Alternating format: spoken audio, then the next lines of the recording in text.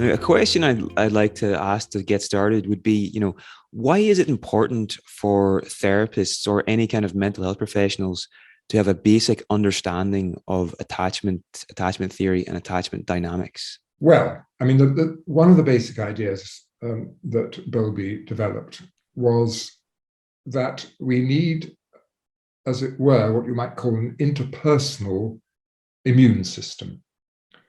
So in order to survive, I mean, Bowlby was essentially a Darwinian, as am I.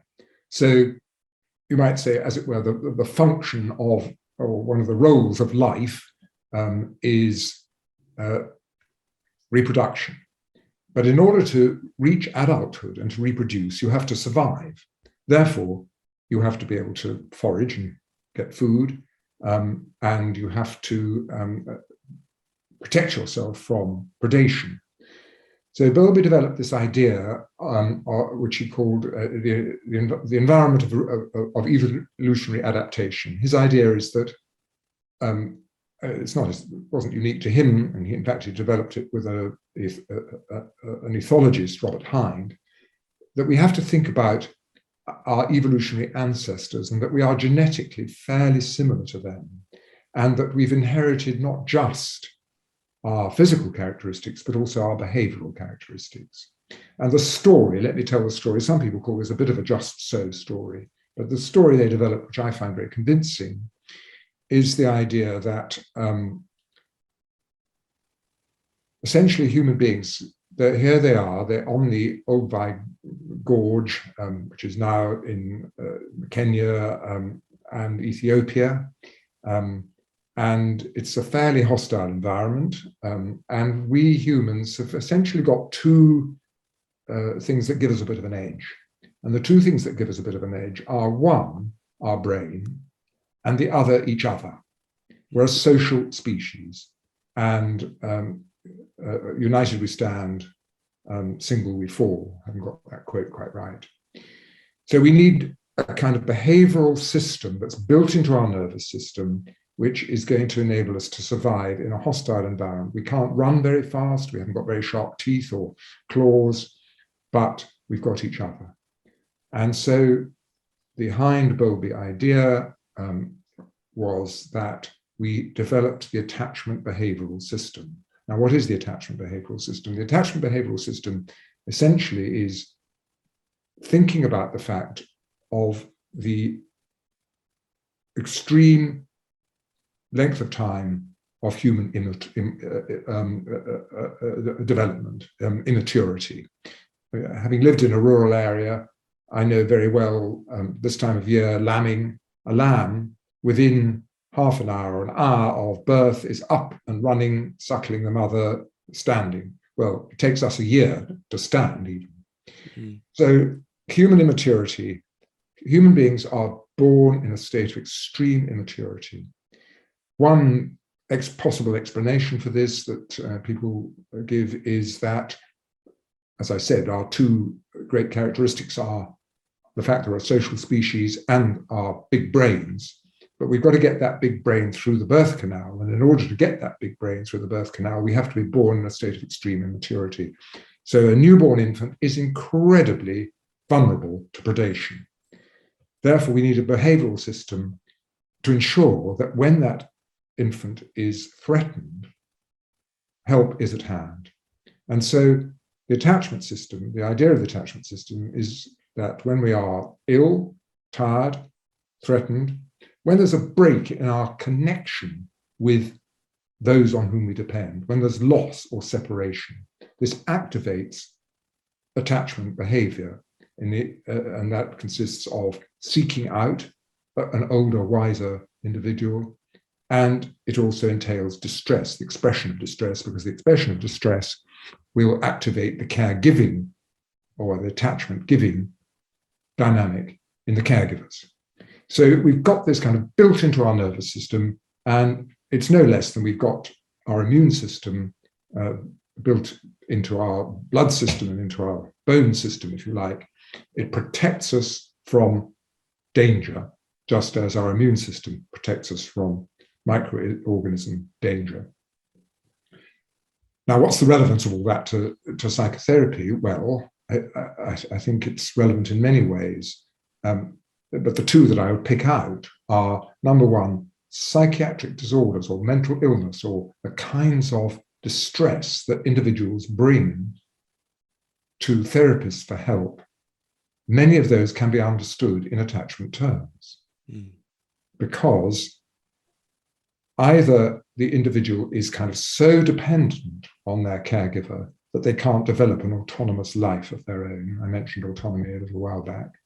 Or conversely, they are so untrusting of their caregiver that, as it were, they have to do everything for themselves, and that renders them very vulnerable, because by recruiting others, by recruiting caregivers, we can create a kind of envelope which keeps us safe and enables us, as it were, to develop and carry out our various developmental tasks. So attachment explains, as it were, much of what goes on in the developmental process of infants and small children, and indeed adolescents even, or provides a kind of theoretical framework for thinking about that. That's the first point. And the ways in which that may go wrong, and the ways in which that may go wrong then may lead to psychological distress in adult life. By the way, I had to say I'm an adult psychiatrist. I've never worked in child psychiatry except in family therapy. So, and the second point, in answer to your question, why should therapists be conversant with attachment theory, is, in a kind of paradoxical way, therapy is in itself quite a threatening experience. So if you imagine you've got a problem, you're depressed, your friends, your partner, even yourself says, I've got to get some help. And then you go to see somebody, you've never met them before, it's a complete stranger. And in a way, you know that some kind of, well, to use this metaphor, a kind of mental undressing's got to happen. You've got to bare your soul. You've got to reveal your innermost thoughts. This is a really scary thing. And therefore, the attachment dynamic will be present. Now, that attachment dynamic may be present just for 5 minutes at the beginning of session. It might be present, I'm just saying this rather randomly, it could be present for 5 years in the course of a long-term therapy. It might take 5 years before someone really feels safe enough to begin to trust the therapist. So that's the beginning of therapy, both in terms of each session, but also in terms of the whole process. The attachment dynamic, I think, is also relevant to the end of every session, and certainly to the end of therapy, because built into attachment is the concept of loss. Loss is the kind of flip side of attachment. If you trust someone, if they become important in your life, if they're someone that protects you and enables you to grow and develop and explore, then, sorry about the dog in the background. I've got the dog. It's not my dog. Then there's always the possibility, because we live in a world of contingency where we can't control everything, that individual won't be there when you need them. They may be away, they may be ill. If you take an Oedipal point of view, they may be, as it were, focused on somebody else. It might be your mother's partner, or your mother's other children, or your mother's other children that she's going to have, who are going to be just as important to her as you are. So loss is built into attachment. And of course, one way of avoiding loss is never to get attached. But of course, that's the sort of thing which may bring patients to therapy, because they want to form relationships, but every time they enter into a relationship, they panic at the possibility, probably all at an unconscious level, of losing that individual. So I would say the end of every session may also trigger the attachment dynamic, and that's something that every therapist needs to be aware of.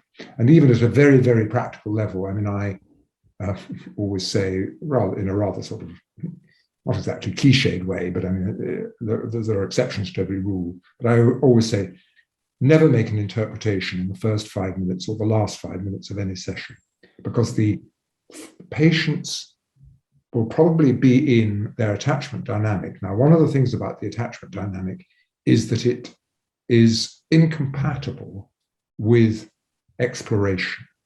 So what happens when someone feels threatened, when there's a break, when there's a rupture, when they're ill? They are pushed to seek out the attachment figure, and their capacity to think, to explore, to play is inhibited, because you can't explore and think and play when you're trying to find your attachment figure. Does that answer your question as to why it's important for therapists to know about attachment? It does. I It think it does does. to some extent. I mean, there's a lot more I could be saying about that secure attachment, insecure attachment, but I see that as kind of pretty fundamental. You've answered that question, but also several other of my other questions for the interview. So that's a good thing. So the next thing I wanted to ask about Professor Holmes was a key concept that Bowlby developed, well, maybe Bowlby and his colleagues, was this idea of the secure base. And maybe the example, I love the example you gave in one of your talks with us about nannies and toddlers in Regent's Park. That's just a really sort of, I like that way to illustrate it. And then if you could talk about that, and also what actually counts as an attachment relationship, and how does someone know who their secure base is? Right. Well, okay, taking those three, I think there are three sort of bits of that. I might take the second, third, and third, second. The nannies in Regent's Park is actually based on a real study that was done in the 1950s, in the days when middle-class children had nannies, and their mothers were, I don't know what they were doing back home, sort of combing their hair, and their daddies were out in the office.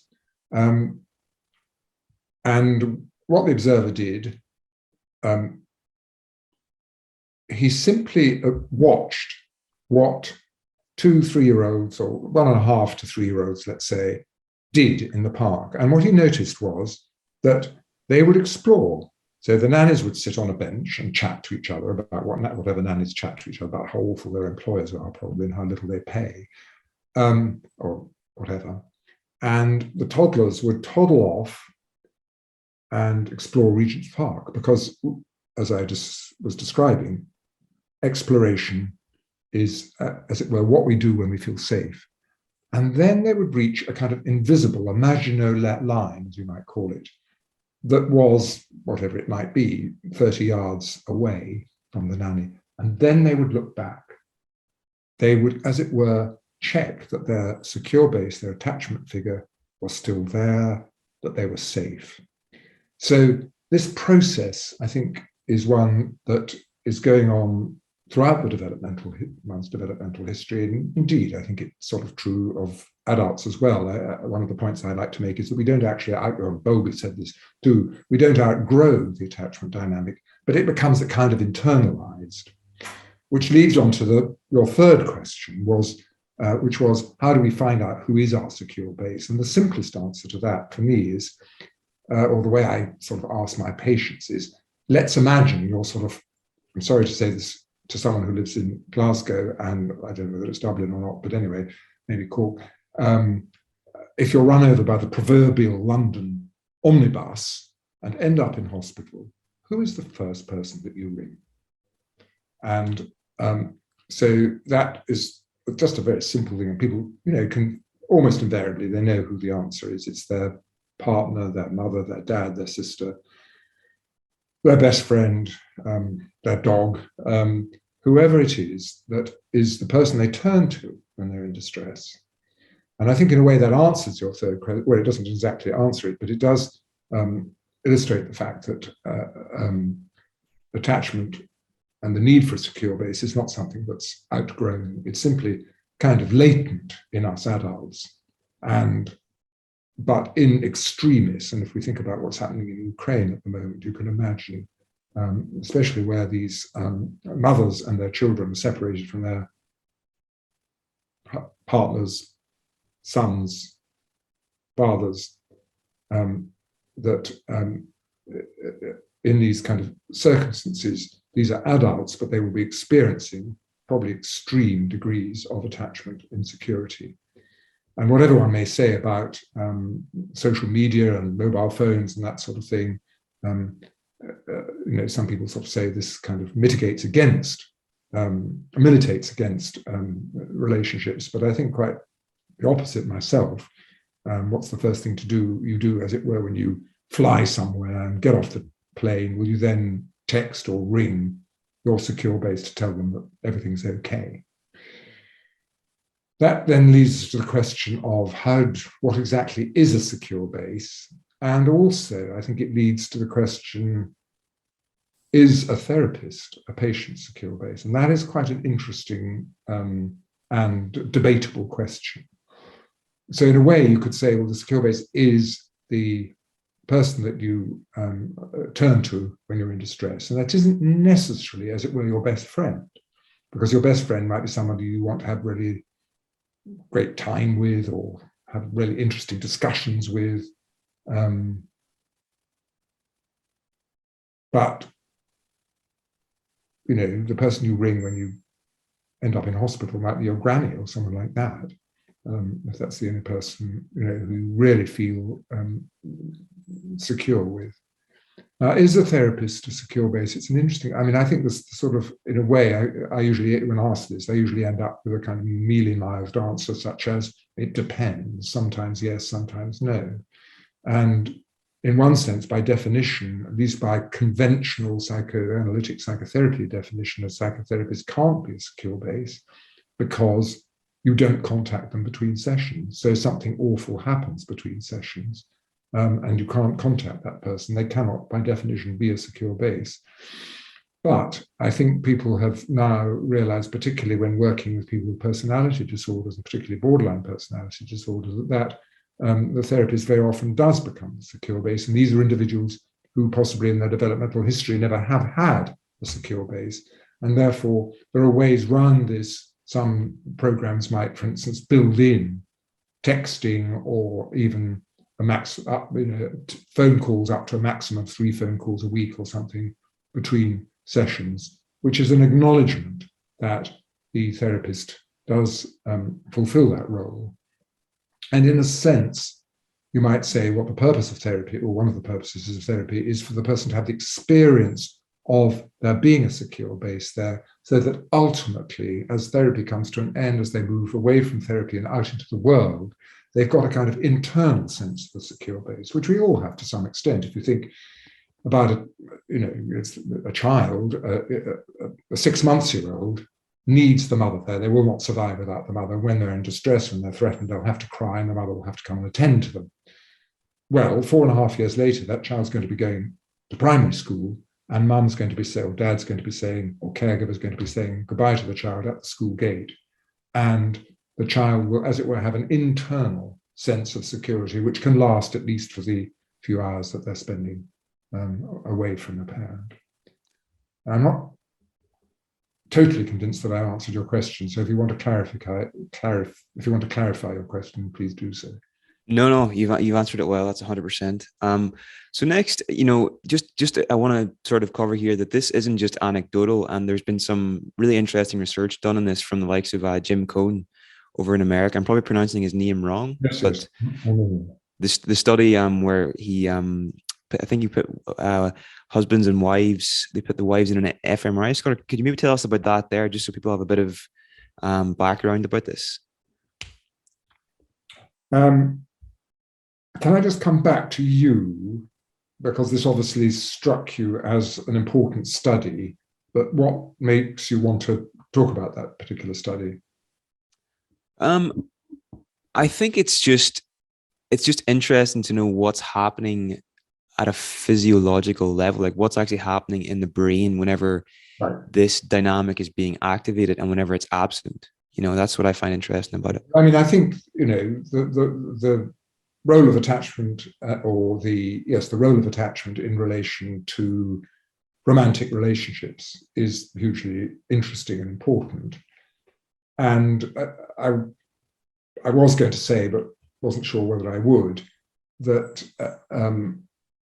when I was talking about how you can sort of have a fascinating intellectual discussion or great fun with a friend, and they wouldn't necessarily be a secure base, I could have added You could even be having sex with someone, happy sex, if you like, but they wouldn't necessarily be a secure base.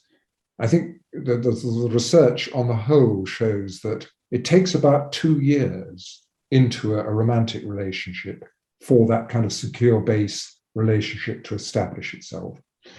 And so the study that you're talking about, which is now a little bit probably not exactly out of date, but it was conducted 10, 15 years ago, was that Jim Cohen and his colleagues were interested in what, as you say, what are the neuroscience aspects of intimate relationships. And what they did was to advertise in Baltimore, it was, the study was conducted in a local newspaper for happily married couples. And they then, and there was a small fee, they explained this would involve an fMRI study. And about 150 couples replied. And they then did further culling, if you like. They wanted to pull out the very happily married couples. And I always actually half jokingly say they had a questionnaire, and my wife and I filled it in, and we decided we probably wouldn't have been included in the study. But they ended up with couples who were very, very happily married by their own self-definition. They then introduced the couples into a kind of an attachment experimental setup. And it consisted of one member of the couple, it was the wives, in an fMRI scanner. And these wives were told, you will, at some point in the next 20 seconds, experience a mild electric shock to your left leg. So there was a very slight threat. And they did this under 3 different conditions: on their own, holding a stranger's hand, and holding their husband's hand. And they were particularly interested in the HPA axis. They were interested in what was going on in the pituitary, hypothalamic, pituitary, adrenal axis as a measure of threat arousal, if you like. Mm. And unsurprisingly, you might say, the least threat arousal was with the spouse, and the greatest was when they were on their own, and then holding a stranger's hand was somewhere in between the two. So there's something about being in the presence of a secure base which enables you, as it were, to withstand and to negotiate threat. That is essentially the sort of the take-home message from that study. I mean, 2 points I'd like to add to that. One, which is a little bit relevant actually to Roe v. Wade, this awful thing that's happening in America now, was they were worried that the sort of fundamentalist alt-right would latch onto the study and say, well, Christian marriage is, the best thing that can possibly be. So they did the same study with gay couples and found actually the very same findings. If anything, the reduction in threat was even greater when gay couples were holding each other's hands. That was one point. And I think the second point I want to make is one, we may come onto this or not, but it illustrates what I like to call the borrowed brain. It illustrates the fact that we are a social species and that we operate far more effectively and far more safely when we are in groups, in this case, a group of 2, a married couple. And there's a kind of division of labor, you might say, so that the husband who isn't going to experience the shock can, as it were, down-regulate the attachment system on behalf of his wife. So you have to think of these 2 brains as being kind of linked via the held hand and the previous history, however long these couples have been together, and their happiness and all the positive interactions that have happened between them. That creates a kind of shared or borrowed brain situation where the husband can kind of cognitively down-regulate. So he will, as it were, be sending the message, probably non-verbally, to the wife's brain, look, this is okay, it's all going to be all right, it's only a very mild shock, I'm here, if anything goes wrong, then you can rely on me to be there for you. And I like to think that something similar, without necessarily holding a hand, occurs or builds up in the course of a psychotherapeutic relationship, so that the client can then, as it were, face the pain and stress, the shocks, to use that word in a more general sense, of their lives in the presence of the therapist, whereas they might not have been able to face those shocks, might have had to switch off or switch down or repress or project all that mental pain. They can now, as it were, experience it and process it, and it no longer becomes threatening to their existential being. That's really interesting. And to me, that sort of emphasizes the importance of creating safety and creating trust in the therapeutic relationship. And that has to take time. And you've mentioned before about how, things like hot desking in the NHS can really get in the way of this and really hinder progress in therapy. But also, just moving on from that, the attachment dynamics are more than just about safety. There's also affect regulation that's important here as well. And could you maybe tell us about contingency and mirroring in psychotherapy, and what role that plays? Well, I think there are 2 points I want to make here. Contingency and mirroring is something, again, going back to studies that were done in the 90s. So we're talking about sort of getting on for 30 years ago, by Gergely and Watson in particular. And they observed mothers and babies together in the first 6 months of life. And they were particularly struck, this is a kind of quantitative research, you might say, observational research. They were very struck by the fact that in the course of a caregiving day, there are frequent, relatively brief periods of infant-mother eye-to-eye contact. And they tried to understand that. And what they observed, looking more closely, were 2 features of that eye-to-eye contact, which they called contingency and mirroring.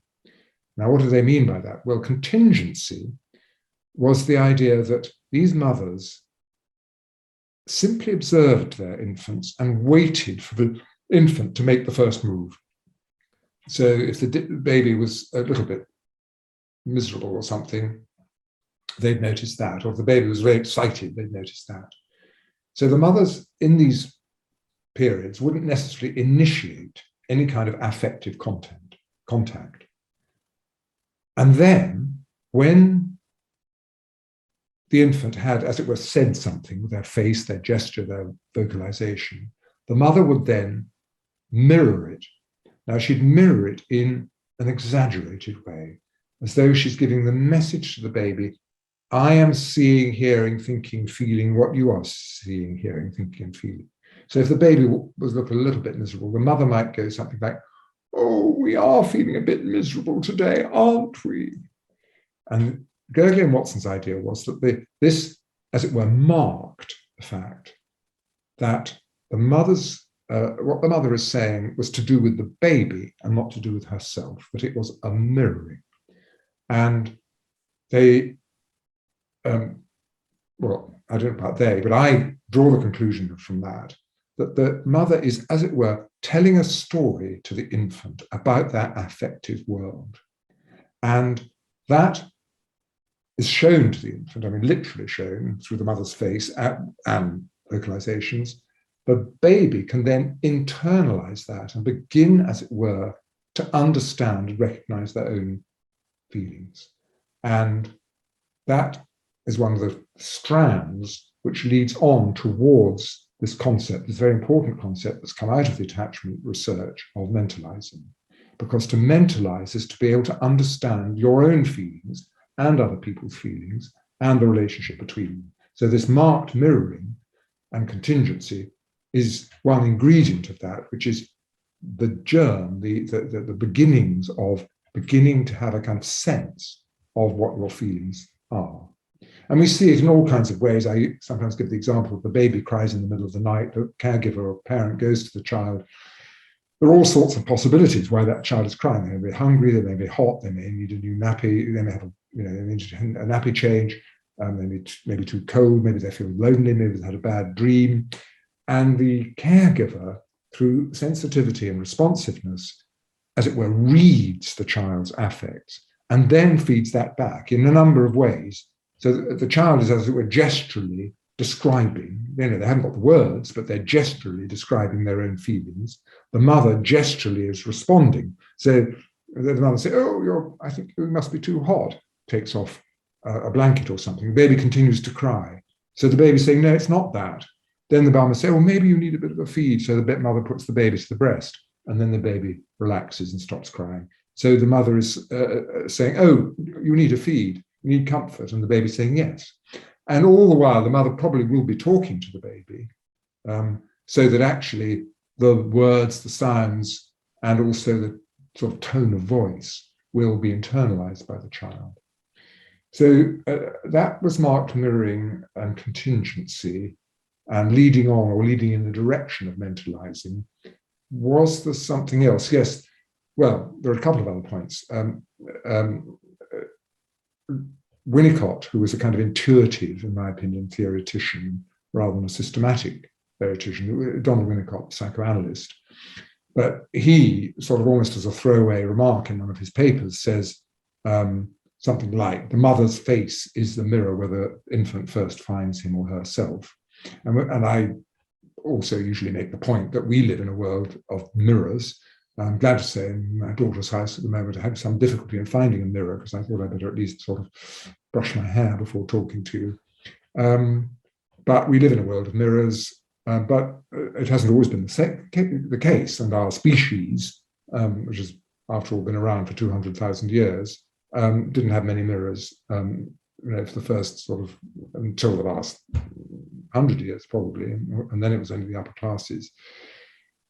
So how do we know who we are? Well, we know who we are because although we haven't got physical mirrors, we've got our mothers, our caregivers' faces.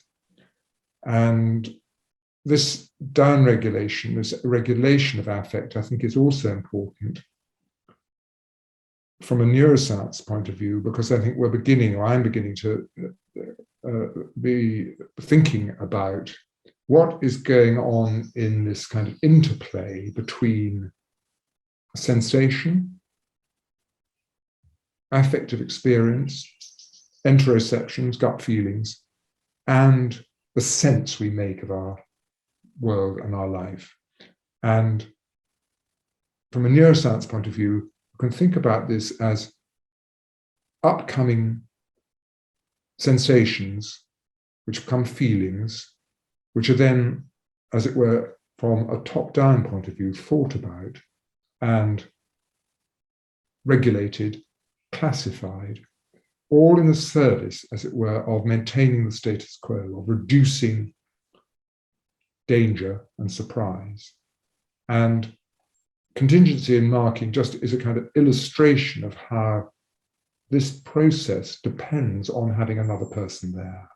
That child, without the mirroring mother, will find it very difficult to know what his or her feelings are, and therefore will be handicapped or compromised in the interpersonal world in which we humans live, and may end up as a psychotherapy patient. And a lot of the work that we do as therapists, I would say, is in this realm of marked mirroring and affect regulation, and that ultimately the client will be, as it were, borrowing the therapist's brain for that. And that a lot of the work that we do as therapists can also be seen in this contingency and marking way. Now, this is an interesting divide, if you like, between CBT technique and psychoanalytic technique, because psychoanalytic technique, not informed by any of this research at all, but just sort of intuitively, is, I think, very contingent. So you just wait. You have your, as Bion put it, they always say Bion invented this. He didn't. He was quoting T.S. Eliot, beyond memory and desire. So that's kind of having a blank screen, an open mind, an expectancy, a contingency approach, so that you follow where the client leads. And then you make a comment, which will be a kind of marked comment. So it's going to be, that was quite a week you just described, or something. Oh, what a dream, wow. I mean, those kinds of remarks I see as equivalent to the mark mirroring I described in the mother-infant relationship. That's my answer to that section.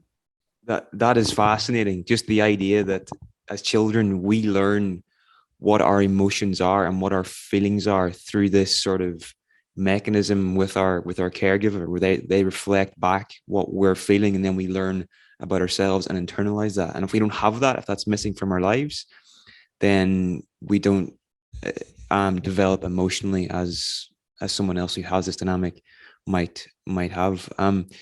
So Professor Holmes, the next thing I'd like to ask you about is Mary Ainsworth's work and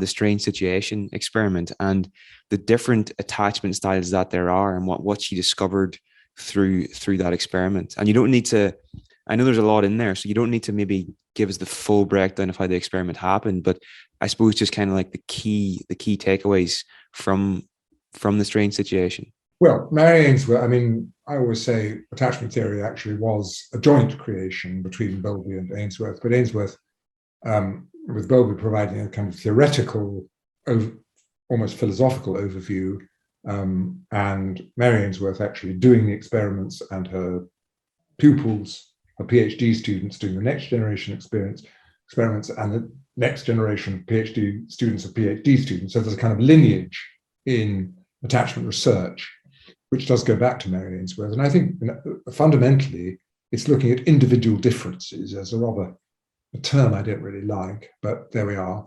In other words, we do react differently to ruptures, if you like, in life. And these differences are quite systematic. In other words, there are distinct patterns.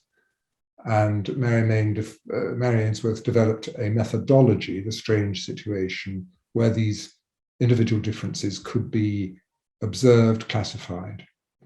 And as you probably know, she, on the basis of the strange situation, 4 patterns have been identified: secure attachment, and then 3 varieties of insecure attachment. Initially, it was 2, insecure avoidant, insecure, which is now usually called insecure dependent, and then possibly from the point of view of psychopathology, most importantly, insecure disorganized. And these undoubtedly are valid phenomena, and they've been replicated in thousands of experiments around the world. From the point of view of psychotherapy, I think there are a couple of points to make. Number one, they're very broad brush concepts. Number two, I certainly like to think of them as potentials that exist in all of us, depending on circumstances, and that, in particular, insecure attachment may be adaptive to particular circumstances. The kind of example one could imagine or think about would be a fire in a theatre. Now, the securely attached individual may, as it were, cuddle their loved ones with them. Say they've taken their children to a pantomime, a Christmas pantomime or something, and a fire breaks out. And they might be in terrible danger due to this secure attachment in that context. Yeah. Whereas an avoidant individual might just say, let's get out of here, rush to the nearest window, smash it and jump out, which would then lead the way for everybody else to follow. So their avoidant attachment is actually adaptive. So I think that does emphasize the importance of context. And there has been a critique of the attachment research suggesting that it's this term, secure attachment, kind of only applies in what's sometimes known as the weird world, Western, industrialized, rich, educated, and democratic. And that if you're living in very different contexts, very different circumstances, then it might be highly appropriate, as it were, and adaptive to the insecurely attached. So, but nevertheless, this kind of idea that there are kind of fundamental patterns of dealing with threat, and that these are latent possibly in all of us, but brought out depending on context and our developmental history in different ways, I think is a useful contribution that that attachment theory has made to psychotherapeutic work. But as I say, when you're sitting with a client in your consulting room, knowing that they are disorganized in their attachment pattern, yes, may be helpful. It's helpful, like all labels, in that it sort of objectifies the situation. And it may enable you to tolerate some of the difficult experiences that you will have as a therapist with such a patient, because you know that their capacity to form relationships is highly compromised due to their developmental history. So I think it is a useful thing for therapists to be aware of these individual differences in attachment patterns. Does that help? Just to mention Mary Main, whose name, and then you went to Mary Ainsworth for two Marys, but Mary Main actually was the person who really developed the concept of disorganized attachment. And Main was Ainsworth's PhD student. Yeah, no, that's really interesting and helpful. And I think anytime I've heard about attachment theory, it's always just the idea that secure attachment is like sort of like the best thing ever. But you're saying that it depends on context, and in some contexts, it might actually be more adaptive to have an insecure attachment. And I've heard you talk about Viktor Frankl in the past. He was securely attached to his parents, and because of that, he didn't leave. Where was he based? Was it Austria? Yes, Vienna. And he didn't leave Vienna because he was securely attached, and that was actually dangerous. So yeah, anyway, I think just in terms of any therapist listening to this, if they do identify that one of their clients might have a disorganized attachment style, have you got any sort of recommendations for working with someone with that that might have that? Well, it would be quite a long list, I think. The essence, I think, of disorganized attachment is what Peter Fonagy calls epistemic hypervigilance. In other words, these are people who have learned not to trust and to be highly suspicious of everything that you may or may not say and everything that you may or may not do. And it's kind of safer not to trust than to trust. And you have in some way to rely on yourself and to kind of create a kind of self-attachment system. So therapists working with such patients may be longing to get on with therapy, make interpretations, create a kind of narrative for the patient, expect their patients to turn up on time, at the right place, on the right day. And all of that may come to nothing because these expectations haven't taken into account the fact that the patient, although there may be part of the patient, one bit of the patient has at least committed themselves to therapy, there's another bit that thinks therapy is a complete waste of time, that therapists are out there just to exploit their patients, that anything the therapist says is probably bullshit, that if you have a good session, it's quite a good idea never to go back the next week because that has rendered you vulnerable and they can then exploit you or even abuse you. So perhaps all this boils down to things like, if we're talking about advice to therapists, expect the unexpected, hang in there, be kind of very understanding of all the difficulties that may arise, and particularly go back possibly to the Jim Cohen studies and think hard and long and strong about your countertransference. In other words, these are possibly individuals who just cannot contain and regulate their own affect, but nevertheless, they will, as it were, have affects, sadness, loss, anger, rage, self-disgust. And much of that may be projected into the therapist. And so, very important for therapists working with borderline patients to examine their own countertransference and think about those in relation to the patient. And if you've got a framework of the idea of the borrowed brain, that the patient is, as it were, wanting and expecting you to do the work for them. But ultimately, when they're ready, they can begin to do for themselves. And this is an interesting, from the theoretical point of view, to my mind, overlap between classical psychoanalysis as described by Bion and the attachment neuroscience ideas that are current in our psychotherapy world. So I don't know if that is an answer, but that's that would be how I would begin to talk about disorganized attachment in relation to therapy. Okay, thank you very much. So another thing that Mary Main developed, I think it was Mary Main, anyway, I might be wrong, but was it the adult attachment interview? Was that Mary Main or Mary Ainsworth that developed that? Mary Main. So something I've heard you talk about before was how the important thing here was not so much what people said, not the content, but how they said it, the context around it. Can you maybe tell us why that's important? Well, you pretty well said that very beautifully. Yes, Mary Main developed the adult attachment interview because she wanted to find some way. We had this strange situation which would kind of describe attachment patterns in 1 to 2-year-olds. So she said, well, how are we going to measure attachment in adult life?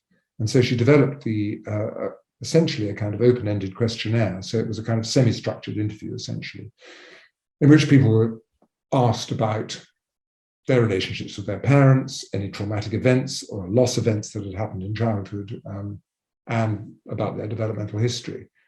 And she then wanted to look at the results, as it were, of these questionnaires in relation to parents and their children. And so she classified the parents as, she used the same classificatory system, insecure, secure. But what she found was, as you so beautifully put it, what seemed to be the crucial discriminatory factors were not the content, it wasn't the extent to which you'd been neglected, let's say, as a child, or even abused as a child, or the number of loss events you'd had to experience. Because, after all, at least for large percentages of the world population, adversity is the norm. And as I said right at the beginning, if we think about attachment as the kind of interpersonal immune system, we deal with adversity with the help of our attachment dynamic, which essentially means our caregivers. So what Mary Main found was it wasn't exactly the content, the adversity itself that matters. It's the way that a person talks about their experience, that discriminated between securely attached infants and insecurely attached infants, the way the parents talked about their experience. And therefore, she had this idea that those who had a kind of dismissing attachment, verbal discourse, where you'd say, what sort of childhood did you have? Oh, just a normal childhood. Or what were your parents like? Oh, they were just brilliant. That would be kind of dismissing. Whereas the parents who could provide security for their infants would be more likely to say, well, on the whole, my childhood was okay, but there were a few problems. My dad drank a bit too much. My parents didn't always get on that well. And sometimes I came back from school and there was nobody in the house. And I found that pretty scary. I mean, that would be a kind of typical secure attachment narrative, even though it's describing something that's actually, you might say, adverse. So that's a hugely important point, I think. And I think it's a very important point for psychotherapists, because we psychotherapists do get a bit hooked on narrative and the story that we will tell ourselves. And we even tell our patients their story for them. Whereas it may well be that psychological health has much more, or as much, to do with what we make of our story and how we describe it and talk about it, as to the content of the story itself. And that's where again, another link or another direction towards mentalizing, because mentalizing in a way is very much not just talking about the facts, but much more about the kind of dynamic, the feelings, the view of the world, as it were, that's implicit in a securely attached narrative. So you might say, well, my mum got a bit fed up with my dad, and when she got fed up, she did often just sort of retreat to bed and let us kids rampage around the house. Well, that would be quite a mentalizing statement, because it would be, as it were, imagining what might be going on in the mum's mind, and that would be classified as secure attachment and as quite high functioning mentalizing, whereas someone who just said, I don't know, my mother just spent all the time in bed, that's not a particularly mentalizing statement. I mean, even though it's entirely true. I do think this is important because, of course, there's a lot of research in a non-psychotherapeutic research, but it's very robust, about adverse childhood events and how adverse childhood events are associated with adult psychopathology. And it's a numerical association. The more adverse childhood events, parental divorce, separation, drug addiction, etc., the more adverse events there are, the more prone you are going to be to adult psychotherapy, psychopathology. So there's a kind of sociological aspect. But if we're, as it were, going into the mind, then the psychological aspect, then this idea of mentalizing and this idea of secure attachment as demonstrated with the adult attachment interview becomes much more salient. It's really interesting. And do you think this means that if therapists are able to help their clients move towards more expressive forms of communication and more expressive, more secure forms of communication, that can actually influence their attachment style and how they relate to others? Do you think that is that going too far, or is that within the realm of possibility? Totally agree with that. So that in a way, I like to think of therapy as a kind of school for affect regulation, secure narrative, mentalizing, and that's all sort of developed in the therapeutic relationship. And then if things go well, that is then generalized into the outside world. And then, as it were, the patient is no longer facing inward to themselves, but facing outward to the world. And they will then be able to sort of, as it were, engage in the social world that we live in, but also pick up on positive experience and not be completely thrown by negative experience, because we're all the time having to face this whole range of negative and positive in our daily lives. 100%. So now, just before we end, Professor Holmes, I'd like to ask you about the work of, well, not specifically Carl Friston, but some of the free energy principle, and this idea of whenever we're in therapy, we're essentially borrowing the brain of the therapist, and this whole idea of the therapist helps us to detect anomalies, and why this is important. Right. Well, this has been something that's interested me for the last few years, coming back, as it were, to my first love of science and neuroscience, and seeing whether it provides a kind of framework for thinking about psychotherapeutic work, especially from this kind of rather eclectic, ecumenical position that I espouse. I think the easiest way to think about this is to contrast the way, in a kind of common sense way, where I think we tend to think that our brain and our mind are a little bit like a camera or a sound recorder. We simply reflect what's out there. And anyone who's actually listened to themselves on a tape recorder or seen a photograph of themselves knows jolly well how that's not the case. That's a bit of an aside. But actually, that's not quite how the neuroscience tells us it is. We don't simply, the famous novel by Christopher Isherwood from the 1930s got turned into the musical cabaret, and that novel was called I Am a Camera. Well, actually, we're not cameras at all. We actually create the world that we see and hear and which we inhabit. Our brains, through, well, in my case, far more years of experience than I care to mention, have an enormous bulk of experience, which means that we don't, as it were, have to and cannot see the world afresh every time we open our eyes. I mean, one good example of this is the fact that we see the world in color, whereas in fact, our color-sensitive parts of the eyes are only concentrated in the middle bit, and we simply fill in color around the periphery. So we've got this idea, okay, so how does the brain create the world which we inhabit? Well, what the neuroscientists and neurocomputational scientists have begun to develop, and these ideas really come from trying to create a brain-like computer, is the idea we've got to think that the brain is kind of locked away in its little box, the skull, and it receives information at the periphery, the eye, the ear, the sensory system, the proprioceptive system, the receptors in the gut and the heart and the lungs. And these are sending messages, as it were, up to the brain. And in order to not be overwhelmed, we simply match this incoming sensations with our pre-existing model of the world.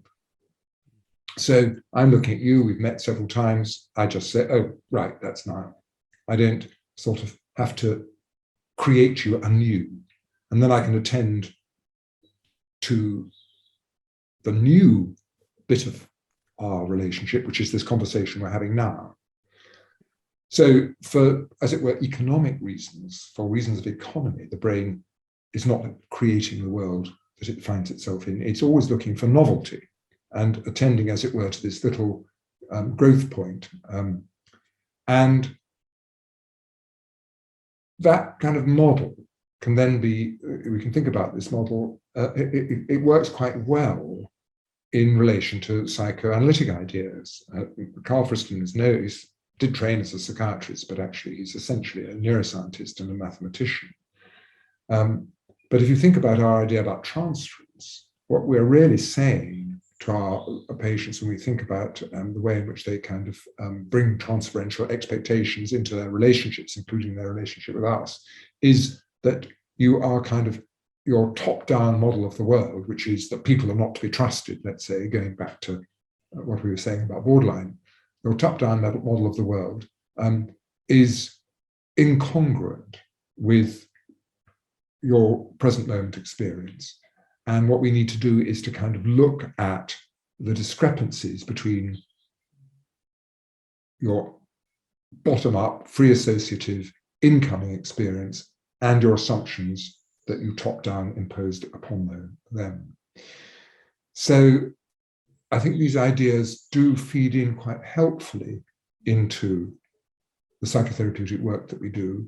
And the fundamental, or one of the fundamental ideas that Friston has, is that the brain, by, as it were, imposing its top-down view of the world, is trying to avoid what he calls surprise. Now, why is he trying to avoid surprise? He's trying to avoid surprise because surprise kind of equates to chaos. And ultimately, we need to preserve the status quo. We need to preserve equilibrium, if you like. And this certainly works in terms of physiology. You know, the physiological system is designed to keep the pH of our blood more or less static, depending what we, irrespective of what we eat or drink. So we have a whole lot of physiological systems maintaining homeostasis, if you like. Well, the same applies in the brain. The brain wants, as it were, to keep things safe and steady. And in order to do that, given the fact that the world is always changing, we have to be adaptive. We have to be, from the top down, developing new models, new understandings. I mean, like in this conversation I'm having with you, I'm actually seeing a slightly different side to Niall, who's kind of because we never had an in-depth conversation like this before, and I didn't realize how actually extremely well versed you are in attachment theory. So my sort of model of you has slightly shifted, as it were, from just someone who I can recognize visually. So I find this, you might say, well, what's this got to do with psychotherapy? Well, it's got quite a lot to do with psychotherapy for two reasons. One, that it helps us to understand countertransference and countertransference. But I also bring in the idea of the borrowed brain and the idea, if we go back to Jim Cohen's experiment, that in the presence of a therapist, you can tolerate the unexpected, you can tolerate surprise, you don't have to push it away and suppress it in a transferential way. You can more likely live in the present moment and be adapted to the present moment because you feel safe enough to do so. So I'm trying to bring these current neuroscience and neurocomputational ideas into a kind of conversation with psychodynamic and psychoanalytic ideas. I don't know if that sort of addresses your question, but that's sort of what I'm, to some extent, struggling with or working on at the moment. No, it does really well. And it's just such an interesting idea. And again, something you've said before in one of your talks with us is that trauma is essentially a negative experience for which people have no model, and I think that was such a nice illustration of the point, So just to finish up now, Professor Holmes, at the start of the conversation, I asked you about 3 books that you'd recommend that every therapist should read. Do you remember what those were? And we can just sort of give some recommendations. It's very difficult. I did. There's a kind of, the British Journal of Psychiatry has or used to have a kind of series called, which was like Desert Island Discs. So it was your 10 best books, and I did do my 10 best books. Well, I'll just tell you the 3 that came to mind, but whether they really are the ones. The 3 that came to mind for me were Peter Fonagy, What Works for Whom? Okay. War and Peace. Okay, that's interesting. Every therapist needs to read novels because novels are, in a way, another form of the kind of work that we're doing, that it's trying to understand human beings and their relationships. And then I've got to plug one of my books, haven't I? Of course. So I'd say my latest, I was going to say The Brain Has a Mind of Its Own, but no, the book that I wrote with Arietta Slade, Attachment in Therapeutic Practice. I think that's the one that's most relevant to this conversation, because what we try to do is to show the ways in which attachment theory are relevant to the work that we psychotherapists do. Brilliant. Thank you very much. We'll include those in the show notes for this episode, Professor Holmes. Now, just a final question. Is there anything that you now know about therapy or about therapeutic practice that you wish you had have known whenever you were first starting out? Well, okay, I'm going to answer your question with a quote. And the quote is from 2 of my sort of psychoanalytic heroes. It was in a paper Tom Ogden wrote about post-qualification. So we train as therapists, however long it takes, 4 or 5 years, and then you're qualified. And then the question is, what happens next?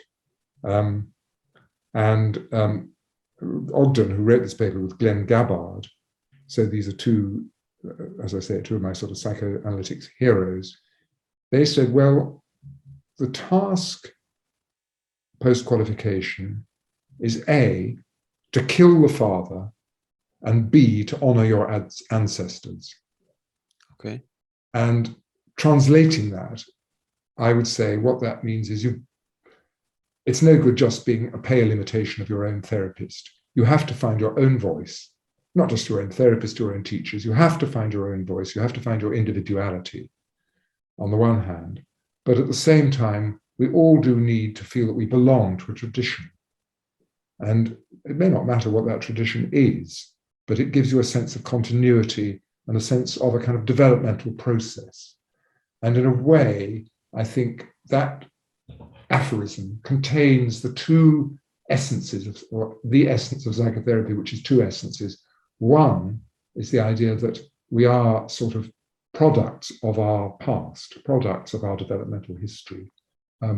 And the other is that we have, to an extent, a degree of freedom, a degree of spontaneity. And we somehow need to balance, both in ourselves and in the ways in which we help our patients, this tension, even paradox, even incompatibility between the idea that we, as it were, are products of history, and yet at the same time we're making ourselves at the same time. So another aphorism there will be, what we make of what we're made of. Brilliant. Well, I think that's a great note to end on. Thank you very much for sharing that. In terms of just things to do after this interview for anybody that's interested in following up, definitely Professor Holmes' books. I think it's Attachment and Therapeutic Practice, which he co-authored with Ariada Slade. His latest book is The Brain Has a Mind of Its Own. And he's also got a book on, which he mentioned at the start of the interview, on Bowlby. What's that one called again? Sorry? John Bowlby and Attachment Theory. That one, yeah. Search for the Secure Base. Yep. And you've also, you've given 2 talks for the Weekend University that are just freely available on YouTube, where these ideas are explored in a little bit more depth. So that's the kind of follow-up resources I would recommend. Are there any you'd add in addition to that? No, I think I'm done. Okay, well, Professor Holmes, thank you so much for sharing some of your wisdom with us today. I really enjoyed this conversation. Thank you. Great. Nice to see you.